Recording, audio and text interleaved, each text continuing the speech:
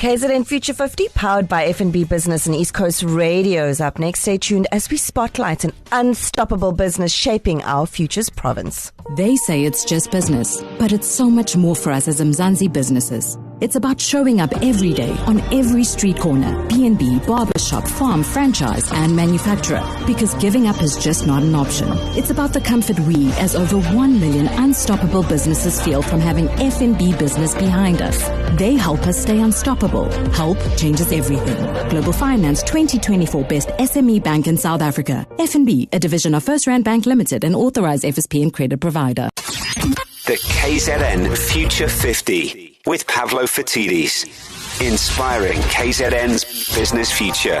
It's time for KZN Future 50, and of course for that we have Pavlo Fatidis from Auric. Good morning, Pavlo. Good morning, Carmen. So tell me, which business will you be featuring today, and of course, why did you pick them? Halls Retail is the business that we're going to be featuring this morning, and they are based in PMB. That's where they originated. They manufacture and distribute industrial coatings, chemicals, adhesives, and catering chemicals right across the board of industry. I picked them because, again, they're a family business. And as a family business, they carry a tremendous amount of weight. It's called the weight of legacy, now in the hands of the sons of the founders. So, Pavlo, what makes Halls Retail special enough to be on the KZN Future 50? Well, there are four things, Carmen, and, we can all take a leaf out of this book. Firstly, the founders in 1989 were Barry and Jenny Hall. Both of them already had expertise in adhesives and chemicals, and both of them were already experienced as entrepreneurs. The best founding businesses typically are those businesses started by people in their 40s, more or less, with their previous history. The next thing is they were partners. One had really good technical skills, the other had really good sales engagement skills. And what that did is it brought investment into the business. It's the oxygen of growth. When they started the business, they ran all their personal funds dry, and only then did they go to the bank for funding. And what they did is they raised an interest-bearing loan in 1990. The fourth and final piece is that they had growth on the cards, and beyond that, they had legacy on the cards. The intention from both Barry and Jenny was always the hope and promise of their two sons coming into the business to get it from one level to the next. If we can get family businesses to think in generational terms, it's good for KZN, it's good for business sustainability, it's good for South Africa. So, Pavlo, where will Halls Retail be in 5 years? Well, like all family businesses, there's always history. There's the history of baggage. There's the history between parents and their kids. There's a history of siblings. So the starting point over here is for the family to be fully aligned and to set a big, bold vision. They've done that. The next thing is they need to decide whether they're going to be an athlete or decathlete, like any business out there. And what I mean by that is this. If you think about a 100-meter sprinter, if that's all they do,